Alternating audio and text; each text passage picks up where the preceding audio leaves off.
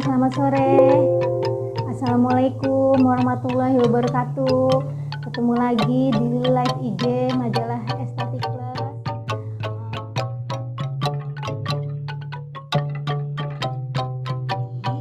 Mereka tidak siap dengan sistem imun innate atau kadar vitamin D yang cukup tinggi. Nah, berbeda dengan vitamin C juga mempengaruhi innate immune system, tetapi dia lebih cepat berperan. Artinya, jika kadar vitamin C kita kurang, kita bisa langsung mengonsumsi untuk perlindungan hari itu. Nah, bedanya vitamin C jika kita konsumsi dalam jumlah 1 gram secara oral, dia hanya akan melindungi tubuh kita selama kurang lebih 3-4 jam. Karenanya, untuk perlindungan 1 hari, kita perlu mengonsumsi yang oral ini beberapa kali. Jadi artinya karena 1 hari ada 24 jam, sementara 1 gram vitamin C oral hanya melindungi tubuh kita antara 3-4 jam, 24 dibagi 4, ya kurang lebih, kalau kita kan tidak hidup 24 jam ya, pasti kita hanya hidup sekitar 12 jam, sisanya kita istirahat tidur. Jadi kurang lebih 12 jam ini, kalau memang kita memiliki aktivitas penuh, kita harus mengonsumsi at least 4 kali 1 gram. Jadi, tapi dua-duanya perlu ya dok ya? Ya betul Mbak, jadi kalau ditanyakan, kan kita tidak tahu kapan wabah pandemi ini berakhir, dan kita berharap kita bisa bertahan hingga pandemi berakhir. Jadi artinya kita harus memiliki sistem imun yang mumpuni atau yang sangat kuat, sehingga kita misalnya sebagai dokter, kita tetap bisa bekerja, melayani pasien ya. Mungkin juga teman-teman dokter bekerja sebagai dokter di garda depan, bagaimana supaya mereka tidak tertular. Dan mungkin isu-isu lain di mana PSBB agak longgar, banyak yang mudik, banyak yang ke pasar dan lain-lain. Kan kita tidak mungkin hanya berdiam diri dan karantina di rumah terus gitu. Jadi artinya untuk mereka yang memilih aktivitas di luar rumah, mereka harus memiliki sistem imun yang sangat kuat.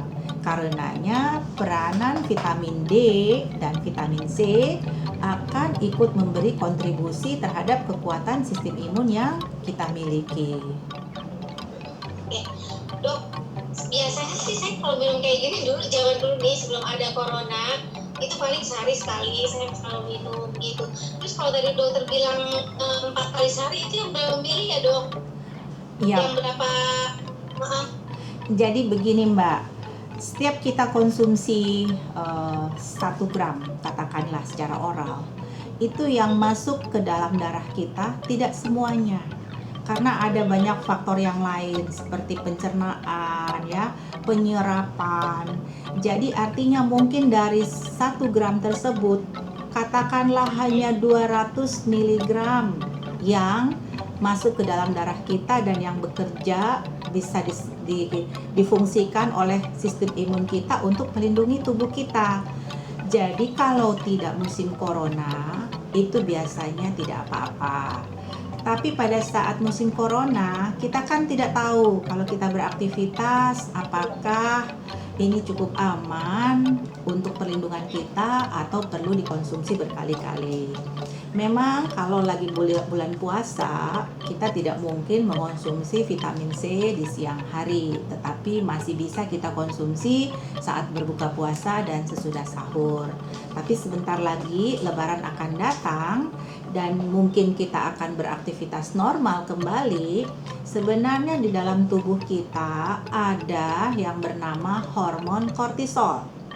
Hormon kortisol adalah hormon stres tubuh, di mana tubuh kita akan berespon terhadap stres apapun. Artinya katakanlah ada serangan virus, Kortisol ini adalah respon tubuh. Apakah tubuh kita akan melawan atau tubuh kita akan mengalah karena sistem imun yang tidak kuat tadi. Nah, hormon kortisol ini secara biorhythm teorinya dia akan berada pada puncak pada jam 8 pagi, jam 12 siang, dan jam 4 sore. Jadi, kalau kortisol ini tidak mencapai peak pada jam-jam tadi yang saya sebutkan, tubuh kita akan lemah. Biasanya kita akan merasa loyo, ngantuk. Mungkin kalau tidak puasa kita kepengen minum kopi. Nah, pada saat kita minum kopi itu sebenarnya tubuh kekurangan kortisol. Nah, kortisol ini juga akan berkurang jika konsumsi makanan kita kebanyakan karbohidrat. Jadi misalnya kita minum kopi manis, kita minum teh manis, atau makan kue-kue yang manis-manis, kortisol kita akan menurun. Karenanya dianjurkan selama musim corona kita mengurangi konsumsi makanan yang manis-manis yang bisa menyebabkan tubuh inflamasi. Dan support kortisolnya adalah vitamin C. Jadi disitulah hubungan kenapa tubuh kita membutuhkan vitamin C dan kenapa harus membutuhkan berkali-kali, karena bukan maunya saya atau maunya yang bikin vitamin C, tapi itu maunya tubuh kita sendiri karena memiliki biorhythm tadi. Kalau selama puasa kita paksa minumnya cuma 2 kali ya dok ya. Ya, jadi mungkin kalau ingin melindungi tubuh kita sempurna pada bulan puasa, karena kita hanya boleh mengonsumsi sebanyak 2 kali, kita boleh menggunakan yang namanya vitamin C dalam bentuk liposomal. Liposomal ini adalah bentuk vitamin C oral yang dibungkus oleh lemak, di mana kalau kita konsumsi, fungsinya langsung masuk intraseluler kita. Artinya kalau dia masuk intraseluler, dia langsung bisa berfungsi seperti selayaknya vitamin C yang diinfuskan. Artinya kita kan tidak mungkin infus ini setiap hari. Tetapi kalau kita ingin mengonsumsi vitamin C yang lebih baik dari vitamin C yang biasa, ada bentuk liposomal yang bisa diserap tubuh lebih baik. Oke dok, jadi nanti setelah bulan puasa kita boleh minum 4 kali sehari gitu ya dok? Ya, jadi kalau kita beraktivitasnya 12 jam, kita mengonsumsinya 4 kali sehari. Tapi kalau kita kebanyakan kan aktivitas kita mungkin kurang dari 12 jam ya. Biasanya dari jam 8 pagi mungkin hanya sampai jam 5 sore. Berarti kita cukup mengonsumsi 3 kali antara jam 8, jam 12, dan jam 4 sore tadi. Dok, ada efek sampingnya nggak ya kalau sampai 3 atau 4 kali itu kita minum vitamin C dan B ini dok? Jadi biasanya kalau memang fungsi tubuh kita normal, biasanya tidak ada efek samping. Tetapi ada orang dengan gangguan pencernaan seperti GERD, sakit lambung, dan lain-lain. Mungkin mereka mengalami masalah yang bernama leaky gut, sehingga mereka harus menggunakan vitamin C dalam bentuk ester. Karena dalam bentuk ester dia kurang mengiritasi lambung kita. Jadi untuk mereka yang ada masalah dengan lambung, gunakanlah vitamin C dalam bentuk ester. Tapi untuk mereka yang tidak memiliki gangguan lambung, boleh menggunakan vitamin C dalam bentuk yang biasa. Oke dok. Nah terus kan ini saya udah sempat baca ya, WHO bilang itu ada kemungkinan kita lama atau bahkan bakal seterusnya ini wabah. Saya nggak tahu ya benarnya yang benar gimana, tapi saya pernah baca ya dok, WHO sendiri yang ngomong. Nah berarti kita selama dong akan mengkonsumsi yang vitamin seperti ini dok. Itu gimana? Ada juga kan nanti efek sampingnya dok? Ya betul Mbak. Jadi musim pandemi corona kita gunakan untuk memperbaiki kesehatan kita secara sempurna, sehingga misalnya kita yang memiliki gangguan lambung, coba kita kurangi. Lambung itu sebenarnya sering bermasalah jika kita banyak mengonsumsi karbohidrat dan stres. Jadi artinya marilah kita hidup sebaik mungkin, baik pola makan kita sesehat mungkin, pola stress management kita, sehingga jika sehat kita sempurna dan kita menggunakan nutrisi secara sempurna untuk peningkat sistem imun, insya Allah kita semua bisa melewati musim pandemi dengan baik. Dok, terus kalau misalnya kalau untuk yang udah usia lanjut gimana dok, yang dia ada penyakit di badannya dok, mengenai konsumsi vitamin ini? Jadi untuk mereka yang memiliki penyakit atau kita kenal sebagai comorbid faktor ya, artinya mereka yang usia lanjut, mungkin memiliki gangguan penyakit jantung, diabetes, asma dan lain-lain, biasanya mereka semua memiliki kadar vitamin D yang lebih rendah. Jadi sebenarnya saya kurang setuju tuh dengan BNPB yang mengatakan sesudah bulan Juni ya PNS atau ASN yang berusia 45 tahun ke bawah katanya boleh bekerja. Nah, saya kalau boleh usul yang dijadikan patokan bukan usia, tetapi kekuatan sistem imunnya. Jadi kalau kekuatan sistem imun kita yang terukur, misalnya bisa diukur dengan vitamin D. Nah, vitamin D yang mumpuni, yang kuat itu untuk melawan corona, katanya dia harus berada di atas standar rata-rata. Jadi standar rata-rata yang dipakai di Indonesia biasanya angka 30 saja. Tetapi menurut jurnal-jurnal yang terbaru bahwa jika kita ingin bertahan selama musim corona, kita harus memiliki kadar antara 60 sampai 80. Nah, vitamin D itu sendiri selain bukan untuk sistem imun, reseptor vitamin D-nya hampir berada di seluruh organ dalam tubuh kita. Misalnya di otak ya. Jadi artinya dia bersifat anti pikun. Kalau kita tidak mau pikun, kadar vitamin D orang-orang tua atau nenek kakek kita juga harus cukup tinggi. Kemudian ada penyakit-penyakit yang menyerang orang tua yang lain seperti epilepsi, Parkinson, stroke ya, diabetes, penyakit jantung. Kemudian ya hampir semua penyakit-penyakit kronik degeneratif yang jika kita menderita penyakit tersebut, maka kita harus menjaga kadar vitamin D kita dengan setinggi mungkin, seoptimal mungkin, sehingga kita tidak akan mudah terkena serangan virus corona. Jadi walaupun dia usianya udah lanjut, tapi kalau kadar vitamin D-nya bagus, nggak masalah berarti ya dok ya, mau aktivitasnya gimana juga.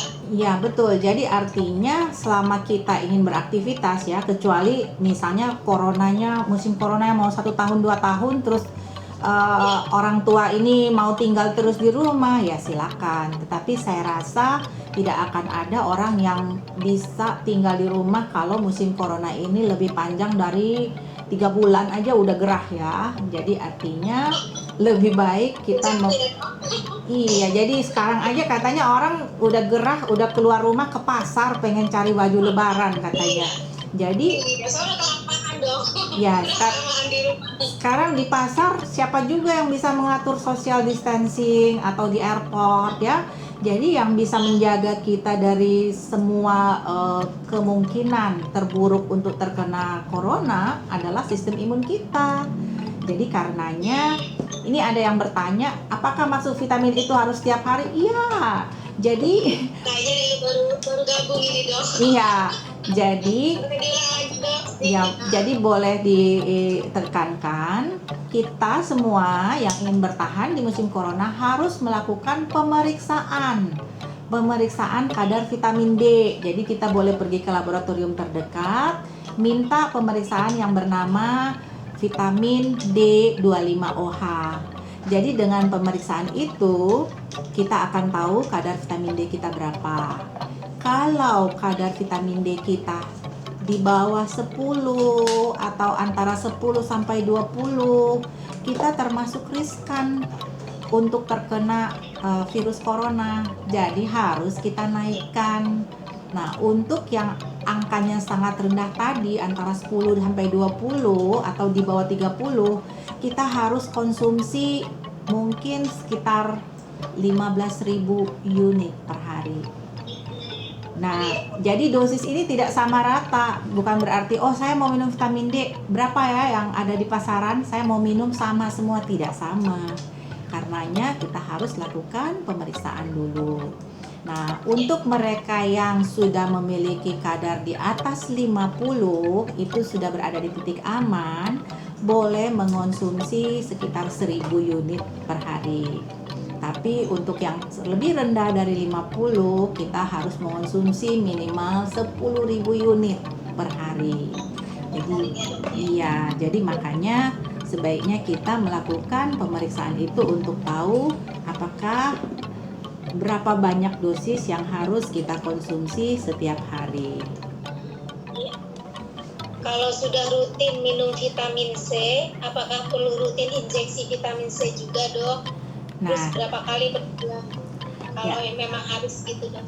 jadi artinya sebenarnya tentang injeksi vitamin C, ada orang yang sebelum musim corona memang sudah sangat memperhatikan sistem imunnya. Artinya mereka yang sering memiliki aktivitas tinggi seperti pilot ya, atau ya semua orang yang sering bekerja di luar rumah dengan aktivitas tinggi, ada yang rutin melakukan suntikan vitamin C. Nah, suntikannya seberapa rutin dan seberapa dosisnya tergantung kebutuhan. Untuk yang biasa hanya menggunakan 1 gram per hari, jadi ya setiap kali suntikan ya mungkin sudah merasa cukup dengan dosis itu. Tadi kan sudah saya katakan, jika menggunakan 1 gram suntikan, dia mungkin memiliki efek sama atau equal dengan 10 gram oral. Jadi artinya jika kita merasa dengan dosis itu kita sudah cukup, nah kecukupan vitamin C ini juga tergantung dari kadar kortisol dalam tubuh kita. Kalau kita ingin lebih detail untuk melakukan pemeriksaan, boleh datang ke lab, kita lakukan pemeriksaan kadar vitamin C, kadar kortisol, Nah, kadar kortisol ini dalam setiap hari berfluktuasi 3 waktu, jam 8 pagi, jam 12 siang, maupun jam 4 sore. Artinya, kalau kita datang ke lab pagi untuk pemeriksaan kortisol pagi, itu adalah kortisol kira-kira jam 8. Tapi jika kita datang ke labnya misalnya sudah siangan, jam 12, nah itu dia akan lakukan pemeriksaan kortisol pada jam 12 siang. Jadi, kalau ingin melakukan pemeriksaan kortisol 4 waktu, jam 8 pagi, jam 12 siang, jam 4 sore, dan jam 8 malam, itu bisa di laboratorium khusus yang memiliki pemeriksaan kortisol melalui saliva atau kelenjar ludah. Nah, biasanya untuk penderita adrenal fatigue, ya, kelenjar kortisolnya lambat atau sangat rendah bekerjanya, kita akan menganjurkan pemeriksaan 4 waktu tadi. Nah, kalau memang sudah diketahui bahwa kadar kortisol amat sangat rendah ya, jadi ada beberapa pasien memang memiliki kadar kortisol yang sangat rendah, hanya sekitar 1 sampai 2, dia memerlukan supporting dengan vitamin C yang lebih kuat, yaitu tentunya dengan injeksi. Nah, sekarang apa sih akibatnya kalau kortisol kita terlalu rendah? Jadi kortisol itu hormon stres yang membuat tubuh kita kuat untuk fight or flight, untuk melawan stres apapun. Kalau kortisol kita katakanlah hanya 1 sampai 2, kita berada dalam bahaya. Bahaya karena apa? Kita mungkin bisa terserang virus, kita bisa kena serangan jantung karena saking rendahnya kortisol itu akan membuat jantung kita lemah ya. Jadi orang yang memiliki kadar kortisol 0 tidak bisa bertahan hidup 2 kali 24 jam. Jadi disitulah pentingnya kenapa kita perlu mengetahui kadar kortisol supaya kita bisa support, supaya menjaga kelangsungan hidup kita dengan normal gitu. Tentunya memang tidak semua orang memiliki gangguan ini, tetapi ada pasien-pasien khusus yang memang menyadari dia memiliki kadar kortisol yang cukup rendah. Karenanya perlu melakukan selain terapi oral juga terapi suntikan atau infus vitamin C secara rutin untuk mensupport kelenjar kortisolnya. Iya. Oke dok, ini ternyata ada pertanyaan juga tadi agak kelewatan sedikit nih dok. Minum vitamin dari buah-buahan baik yang dimakan langsung atau di jus itu lebih bagus nggak dok? Mengingat vitamin sekarang sudah menjadi barang yang susah dicari bener. Kadang-kadang nggak ada dok di apotek. Jadi memang mengonsumsi sumber-sumber vitamin C alami, kita selalu berpikir vitamin C itu banyak di jeruk atau di yang asam-asam ya, nanas, jeruk, lemon. Tapi sebenarnya paling banyak kadar vitamin C itu juga selain dari buah-buahan ini adalah dari sayur-sayuran hijau. Nah, sekarang kalau hanya untuk kebutuhan fisiologis tubuh kita, artinya kita tidak perlu berperang melawan corona, konsumsi dengan sumber-sumber tadi cukup-cukup saja. Tetapi di musim corona, jika kita hanya mengandalkan sumber-sumber makanan tadi, kita perlu makan buah dan sayur katanya 7 sampai 10 porsi lebih banyak. Sanggup nggak kita? Ya, jadi kalau kita nggak sanggup, disitulah kita harus memerlukan konsumsi suplementasi yang cukup untuk memenuhi kebutuhan tubuh kita. Oke, dok. Nah, cara apa lagi dok? Berjemur kan salah satu cara juga ya dok untuk mendapatkan vitamin D ini. Kalau misalnya dia udah benar-benar udah berjemur terus gitu dok. Nah, ilmu berjemur ya. Perlu ya, masih kurang ya. Jadi ilmu berjemur juga ada ilmunya, sama seperti ilmu makanan ya. Tidak sembarang kita merasa yang penting sudah kena panas matahari itu berarti kadar vitamin D kita sudah cukup.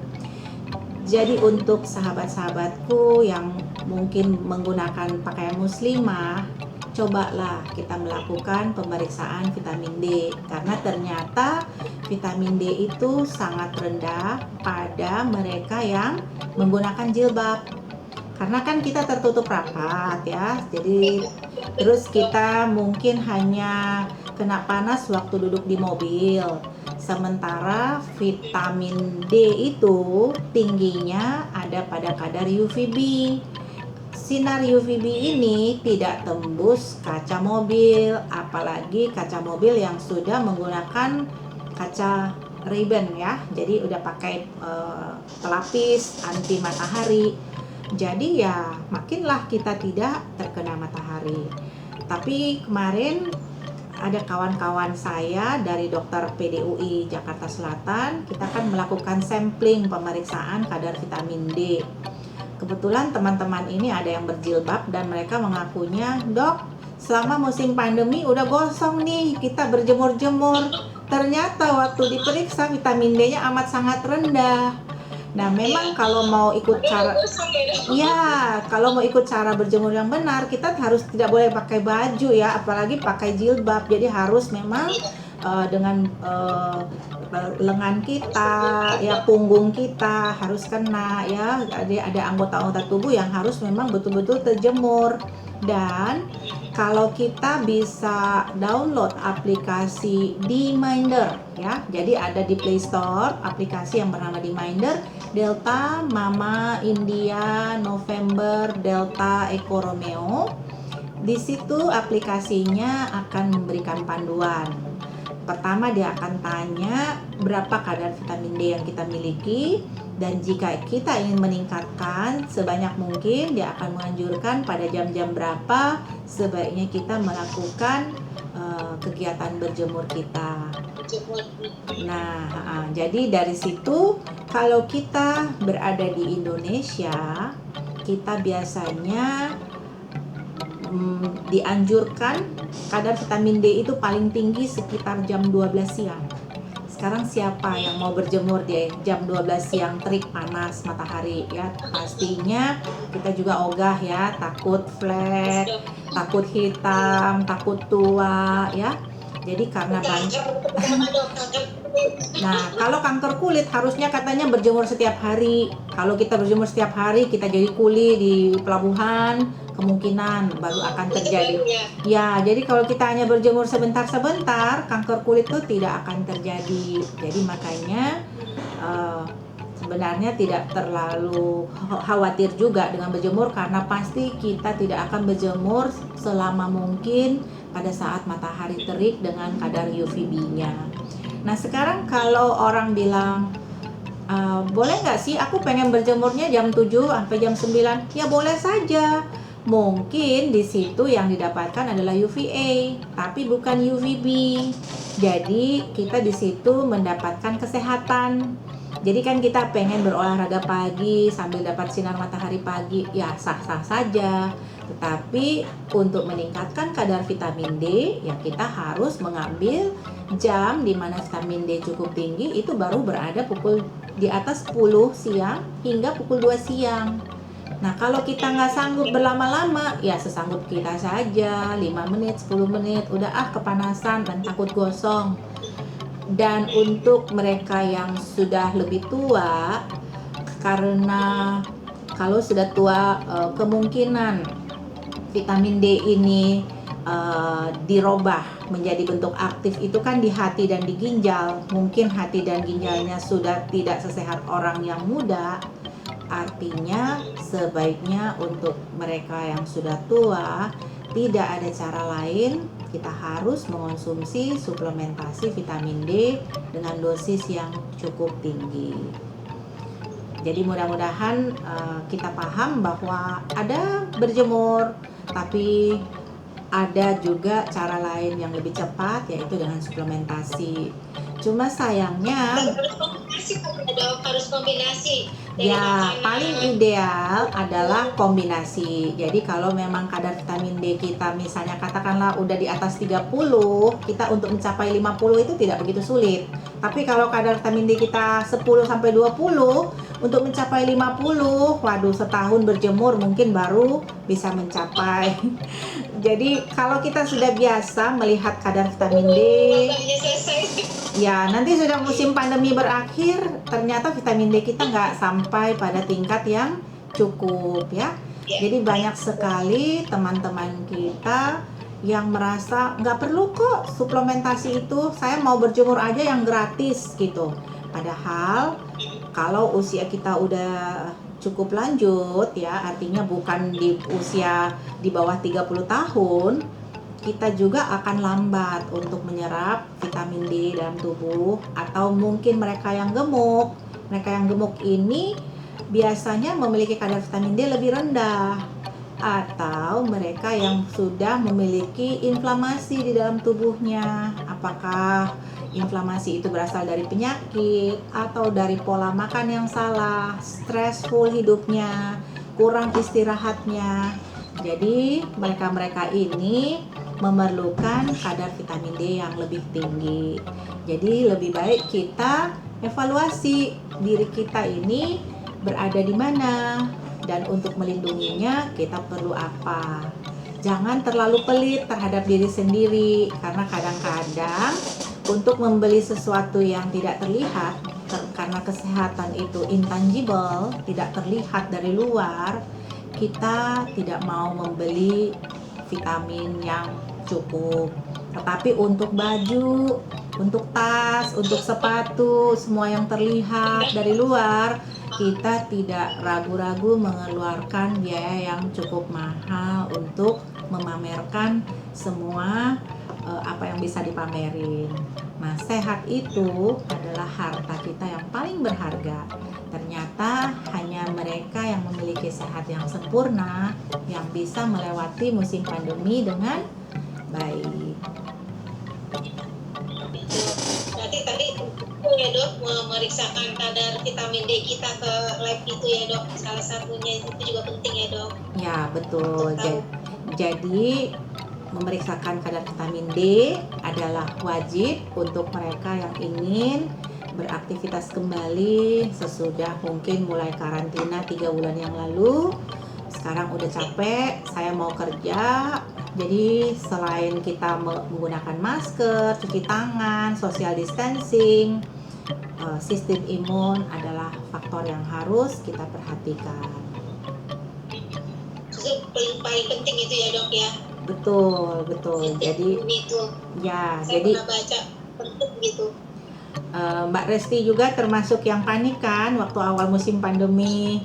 Dok, saya panik. Sampai sekarang masih panik. Saya bilang, Mbak, nggak usah panik. Ayo kita lindungi tubuh kita dengan sistem imun yang kuat supaya kita tidak perlu cemas. Bagaimana nih corona akan menyerang kita, gitu ya. Makin cemas makin turun sistem imunnya ya dok. Betul, jadi pada musim pandemi kita harus berpikir secara positif. Apa yang kita bisa lakukan, tubuh kita harus diperlakukan seperti apa supaya kuat menghadapi pandemi dan kita juga bisa bekerja dengan normal, terutama yang harus melakukan aktivitas karena tidak semua orang bisa hanya cukup karantina selama nggak tahu sampai kapan ya. Jadi sebaiknya mari kita menikmati musim pandemi ini dengan sehat yang optimal sehingga kita bisa beraktivitas secara normal. Iya. Ini masih ada satu lagi, ada yang tanya lagi nih dok. Mau tanya dok, kalau usia di atas 45 tahun apakah dianjurkan juga vitamin dan apakah tidak berpengaruh pada ginjalnya? Ya, jadi sebenarnya semakin tua tubuh kita, kebutuhan terhadap vitamin itu semakin tinggi. Karena apa? Karena kita inginnya tua-tua tapi sehat kan? Nah, kecuali kita yang sudah gagal ginjal, cuci darah, baru kita mungkin harus membatasi asupan vitamin kita. Tetapi kalau asupan vitamin itu berupa asupan oral dan ginjal kita baik-baik saja, jadi tidak ada batasan bahwa kita harus mengurangi konsumsi vitamin kita. Sebagai contoh Mbak Resti, untuk mereka yang memiliki penyakit kanker, mereka harus memiliki kadar vitamin D itu di atas 100 untuk bisa memiliki kualitas hidup yang baik.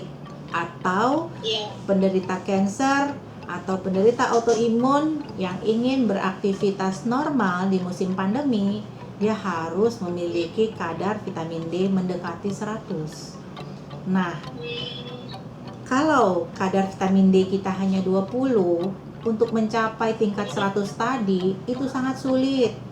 Kita mau minum berapa sehari? Jadi caranya ada suntikan khusus dengan 600.000 international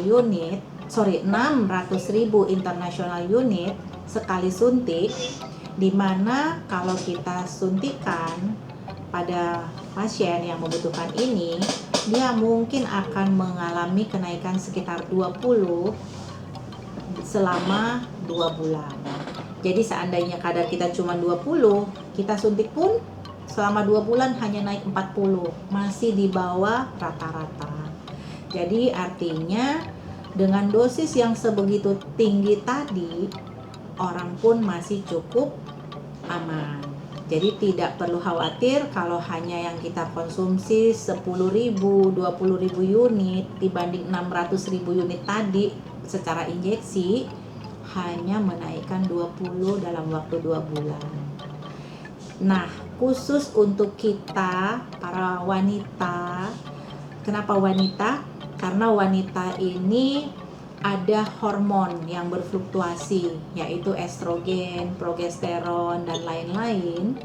Kita kadang-kadang berpikir kalau kita belum menopause, kita nggak perlu kok minum vitamin-vitamin dan lain-lain. Nah, saya memiliki sahabat-sahabat wanita yang mengalami patah tulang di usia-usia yang belum lanjut. Jadi di bawah 50 tahun, 40 tahun. Mereka jalan tidak begitu rapi jalannya, kepleset sedikit, ternyata tulangnya rapuh. Artinya kadar vitamin D-nya juga tidak cukup tinggi. Padahal vitamin D-nya udah 38. 38 itu untuk aturan di Indonesia sudah cukup tinggi. Jadi artinya jika kita ingin melindungi semua organ kita, bukan hanya sistem imun, kita harus memiliki vitamin D yang cukup tinggi. Itu pesan saya.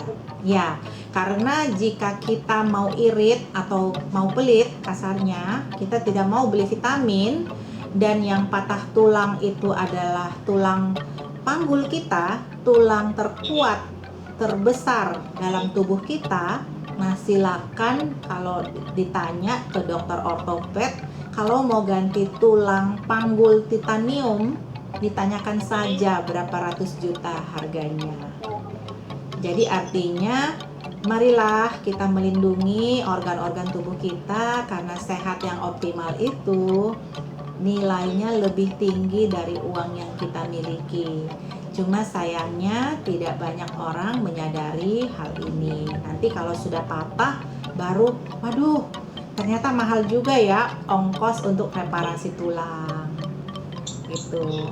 Mahal dan operasi berarti ya dok ya? Ya betul, dan kalau orang patah tulang kan ada waktu-waktu berbulan-bulan dia tidak boleh berjalan, jadi mungkin harus dengan kursi roda, harus ke toiletnya susah, mandinya susah. Jadi artinya hal-hal seperti ini mari kita pertimbangkan untuk kita mulai menjaga sehat kita secara optimal. Ini satu pertanyaan lagi nih dok, ada lagi satu lagi. Kalau konsumsi vitamin D3 kita sudah 15.000 per hari, berapa lama kira-kira bisa menaikkan kadar vitamin D dalam tubuh kita? Tergantung berapa kadar vitamin D yang kita miliki saat ini.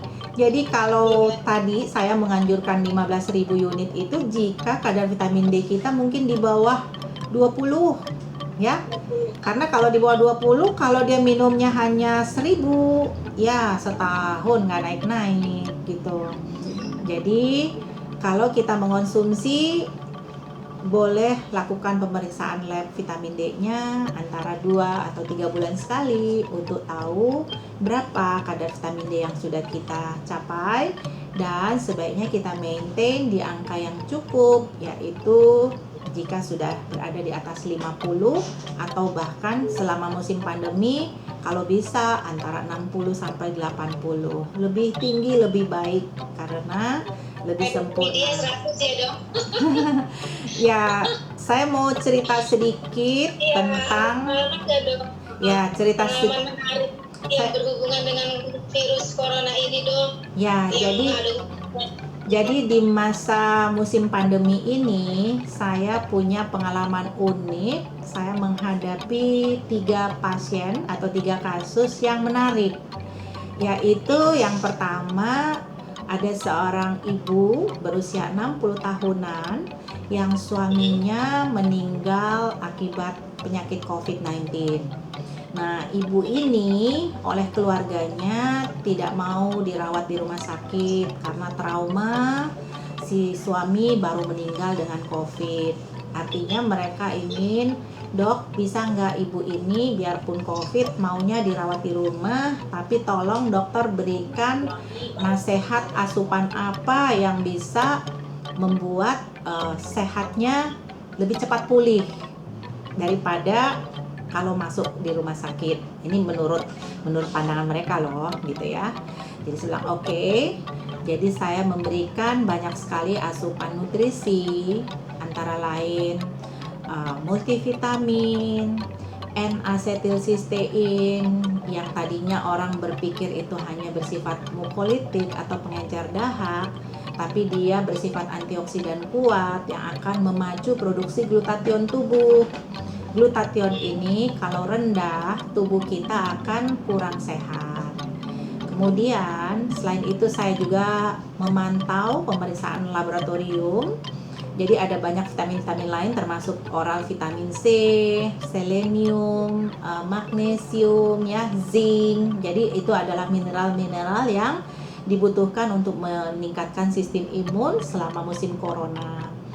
Nah, kemudian karena pasien ini melakukan pemantauan berkala pemeriksaan labnya, kita lihat 2-3 hari sekali adalah pemeriksaan darah lengkap. Jadi di situ dilihat komponen-komponen sel darah putih, ada neutrofil, ada limfosit, ya. Kemudian kita juga memantau ferritin dan fungsi hati, SGOT, SGPT, ya. Dan tidak harus masuk ICU.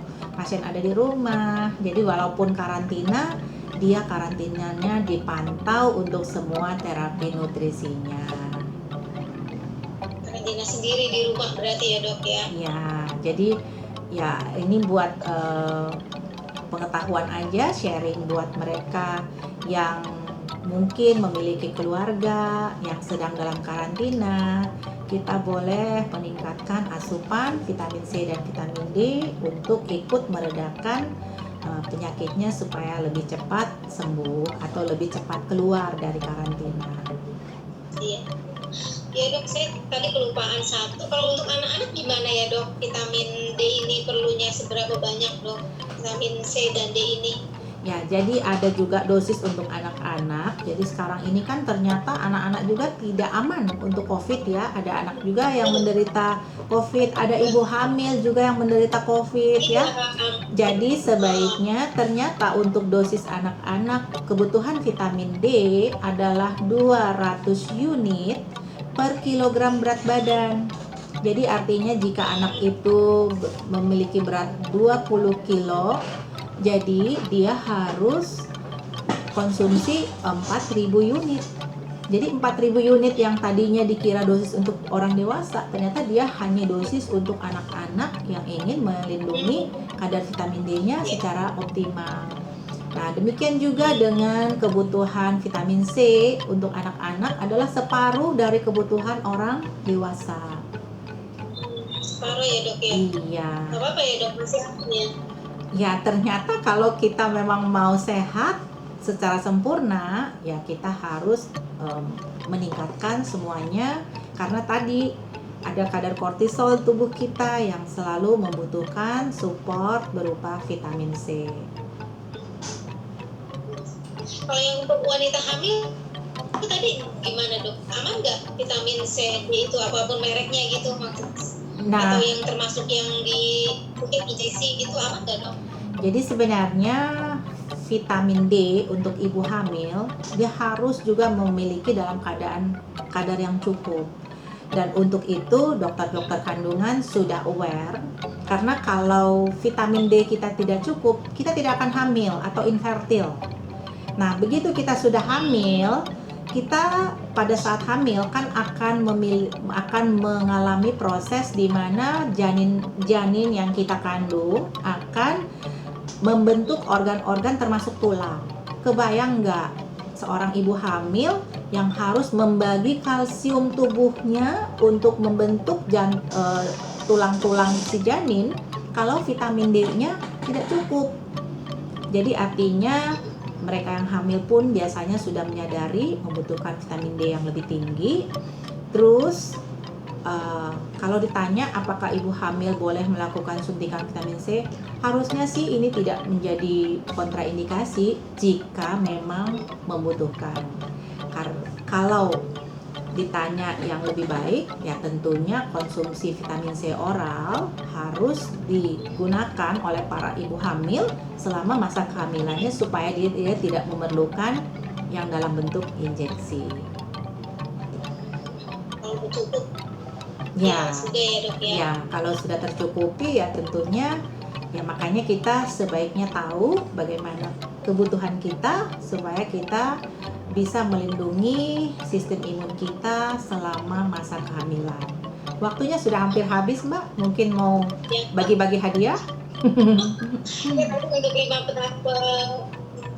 beberapa, kita kan cuma bisa baca 5 penanya.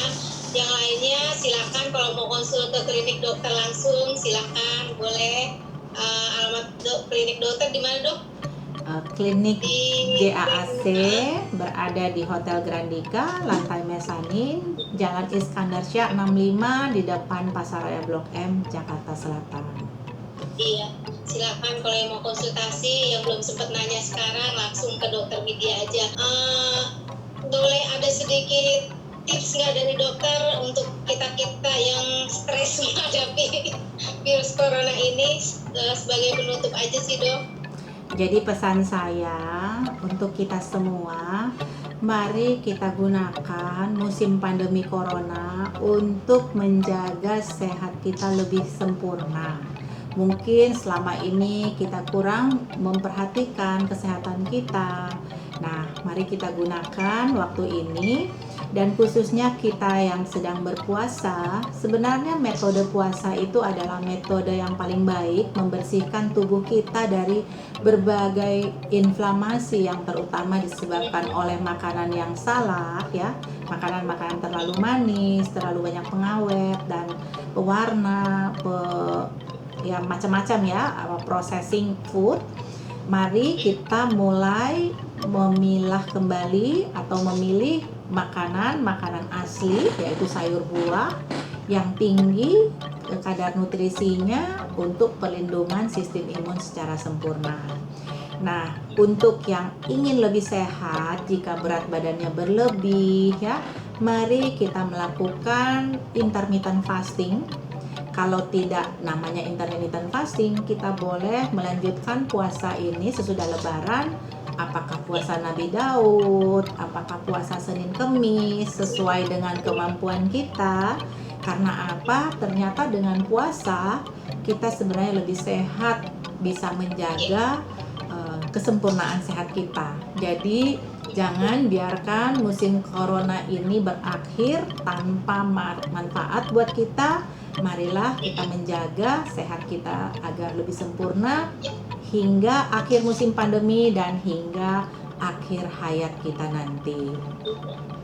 Ambil hikmahnya aja ya, Dok, ya. Ya, artinya dengan adanya musim corona membuat kita berpikir bahwa ternyata sehat itu harus dijaga sebaik mungkin, terutama bagi kita seorang dokter. Bagaimana kita bisa menjaga sehat pasien kita kalau seseorang dokter sendiri tidak memiliki kesehatan yang sempurna. Ya, terima kasih banyak Dokter Widya untuk waktunya. Mudah-mudahan besok kita bisa ketemu lagi di acara ini ya, Dok, dengan tema yang berbeda. Oke, Dokter Widya, sekali lagi terima kasih. Sampai ketemu. Assalamualaikum ya, Dok.